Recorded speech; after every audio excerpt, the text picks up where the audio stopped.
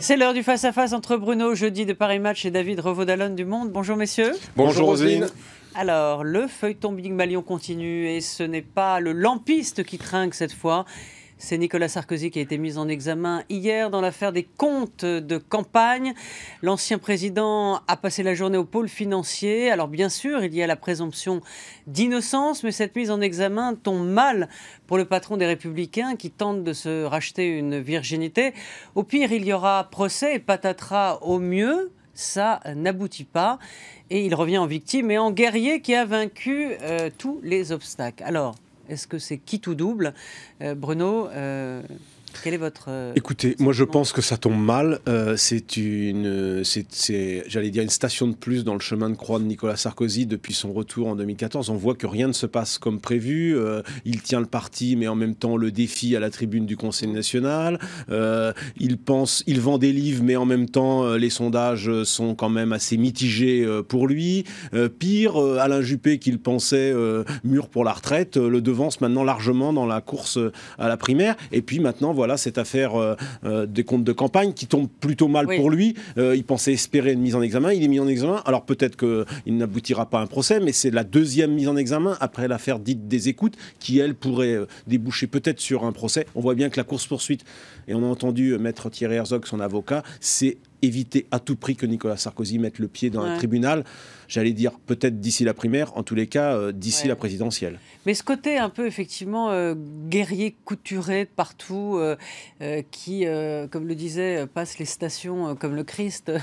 Sur son Golgotha, effectivement. Sur son Golgotha, est-ce que ça marche toujours? C'était ce qui était arrivé à Chirac en quelque sorte, qui était trahi par son ami de 30 ans. Vous savez, les meilleurs films, c'est toujours la première édition. Quand il y a un remake, le 2, le numéro 3, forcément ça perd en intensité. Donc effectivement, le Sarkozy victime, ça marche toujours très fort auprès de son public de fans, le même qui achète ses livres, celui qu'on a évoqué ici dans les semaines précédentes.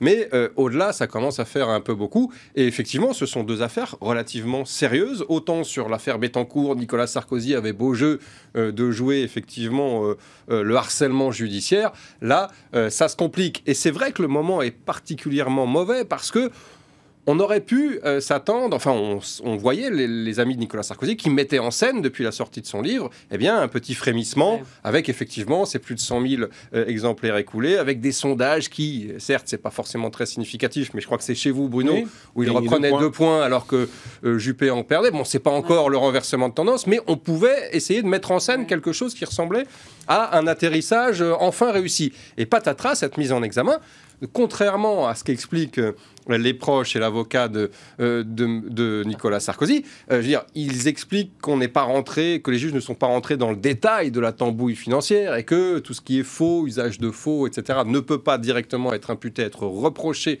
à Nicolas Sarkozy. Mais enfin, c'est quand même la responsabilité d'un gigantesque système de fausses factures qui lui est reproché avec cette mise en examen.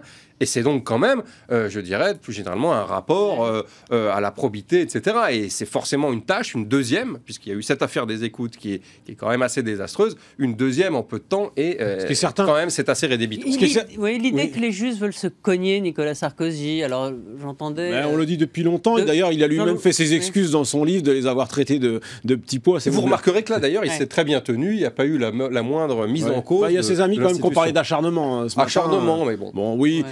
J'allais dire, c'est une musique qu'on entend tout le temps, depuis maintenant trop longtemps, et on voit bien que tout ça a fini aussi par dévaluer la personnalité de Nicolas Sarkozy auprès d'une partie de l'opinion, et auprès d'une partie de l'opinion de droite et du centre. On voit bien, Nicolas Sarkozy, il est quand même là aujourd'hui largement concurrencé par Alain Juppé, et donc tout ça finit...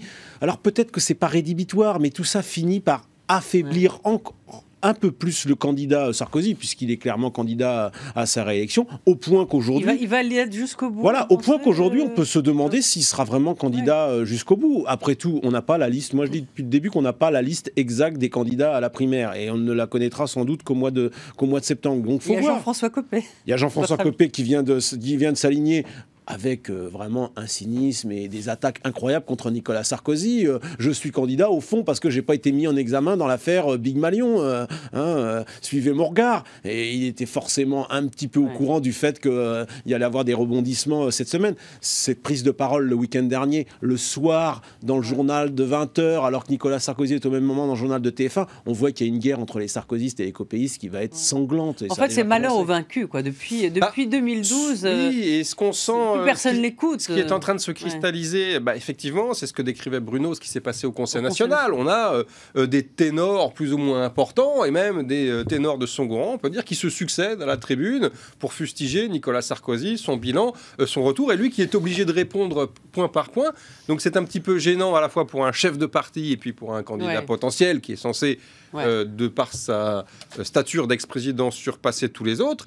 Et puis, quelque part, ce qu'on sent monter, c'est effectivement une primaire extrêmement violente, et ça filtre d'un peu partout dans toutes les équipes. Quand vous interrogez les proches de Juppé, les proches de Sarkozy, ils vous disent que, et cet épisode le confirme, ça va effectivement poignarder très fort, et d'autant que s'il y a un arrière-fond judiciaire, on peut imaginer que vraiment ça va être... Ça a commencé sanglant. ce matin d'ailleurs, l'avocat qui a indiqué qu'on pouvait être candidat à la primaire en ayant été condamné, ce qui évidemment est une lourde attaque contre Alain Juppé, mais ça risque d'être comme ça dans les jours et les semaines qui viennent.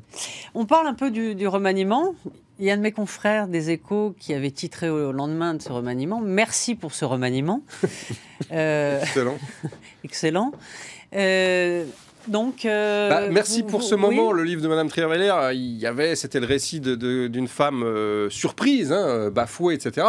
Là, on peut considérer que personne n'a été ni surpris ni bafoué parce que... Ah si, Fleur Pellerin a été bafouée. Fleur Pellerin, certes. Alors, les ministres qui ont perdu leur poste, évidemment. Quel drame. Quel drame pour la France. Non, mais c'est vrai que ça n'a pas été... c'était un petit peu cavalier, la façon dont ça s'est passé. Mais je veux dire, le remaniement, il allait être purement tactique, purement politicien, on le savait. Et il l'a été au-delà de toutes les espérances. Et ce qui est tragique, finalement, je trouve, c'est ce que le président Hollande a expliqué dans la foulée, c'est-à-dire que lui ne faisait pas un remaniement justement pour des petits calculs, pour des petits arrangements tactiques. Or, ce qui apparaît clairement aux yeux des observateurs et de tous les Français, que c'est un pur arrangement d'appareil, c'est un remaniement, je l'ai écrit dans Le Monde, digne d'un premier secrétaire. On fait rentrer 3 verts, on explose le parti vert en prenant à la fois la présidente et des dissidents. On fait rentrer Jean-Marc Ayrault. C'est vraiment retour vers le futur à mai 2012. On se souvient que Jean-Marc Ayrault, à la tête du gouvernement, n'avait pas été une franche réussite. Bon, il n'y a pas vraiment d'aménagement côté socialiste. On a le sentiment qu'il compose le bureau national. C'est un sans faute, un ratage complet depuis le début du remaniement jusqu'à la fin du remaniement. Et bien sûr, la prise de parole du président de la République qui quand même nous a dit « si ça tenait qu'à moi, ça va pas assez vite ». On avait un président dans l'impuissance complète de son action. Se rendant compte qu'il lui reste 14 mois et qu'effectivement, en 14 mois, il ne fera plus grand-chose, pas plus que les nouveaux ministres qui viennent introniser. Alors ça va faire plaisir à certains, Jean-Vincent Placé, Barbara Pompili, tant mieux pour eux, qui vont être contents, ils vont dire ça à leurs parents. Mais bon, pour une voiture à gyrophare. Pour la France, ça n'a strictement aucun intérêt et la fin va être très longue de ce côté-là, comme j'allais dire, comme pour Nicolas Sarkozy, on est également dans cette situation-là. On voit bien que le match retour n'aura jamais lieu. Oui, c'est vrai, ça sent vraiment la fin de règne, et la fin de règne assez piteuse. À droite et à gauche, à droite et au gouvernement. À droite et à gauche, droite, c'est pas encore une fin de règne, mais c'est effectivement une fin, ça ressemble fort à une fin de parcours. Pour François Hollande, paradoxalement, vous avez raison, Bruno, les 14 mois vont être difficiles, parce que longs surtout. Vont être très longs. Il n'a pas la force politique personnelle, son gouvernement ne l'a pas non plus, on l'a vu, on vient d'évoquer le remaniement, les sondages recommencent à dégringoler, les textes qui vont être présentés, il y en a 5 ou 6, ne sont pas évidemment de nature à renverser la donne, il y a toujours la courbe du chômage. Il y a quand même un truc incroyable, c'est qu'il y a un bon ministre de l'économie et c'est pratiquement le seul qui est rétrogradé. Formidable. Vraiment, c'est un sans faute dans la ratage de bout en bout. Mais paradoxalement, ça va être très long, mais en même temps, si Hollande peut espérer avoir encore une infime chance, un infime espoir de rester dans la course, il faudrait qu'il fasse quelque chose de ces 12 mois. Il faudrait que... Il aurait pu il aurait pu par exemple faire un bon coup. Il aurait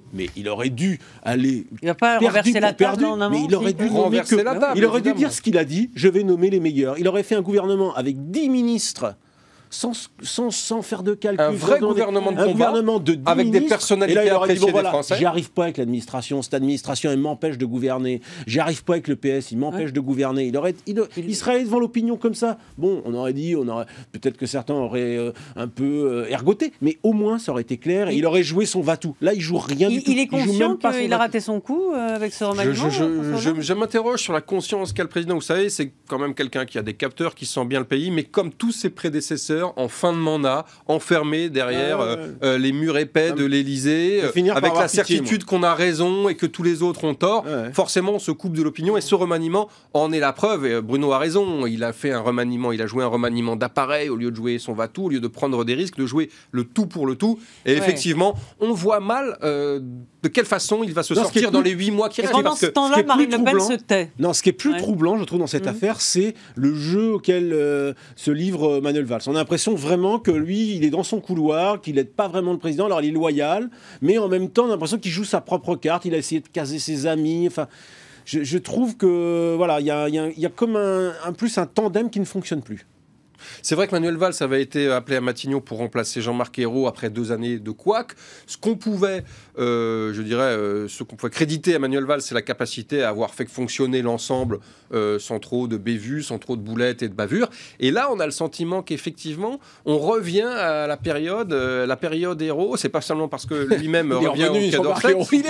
On sent que les couacs, notamment entourant la sortie de Laurent Fabius, qui voulait garder un bureau au Quai d'Orsay, qui voulait garder la présidence de la COP21, finalement, c'est pas possible avec le Conseil constitutionnel. Tout ceci fait un ensemble assez désastreux. On se demande si Manuel Valls, effectivement, tient encore les choses. Et puis, on se dit que finalement, effectivement, il joue sa carte et qu'il laisse peut-être un petit peu le président s'enfoncer pour lui préserver la suite des opérations. Merci beaucoup à vous deux. On se retrouve la semaine prochaine et je vous retrouve demain pour Comédie Française et Politique. À demain. Merci.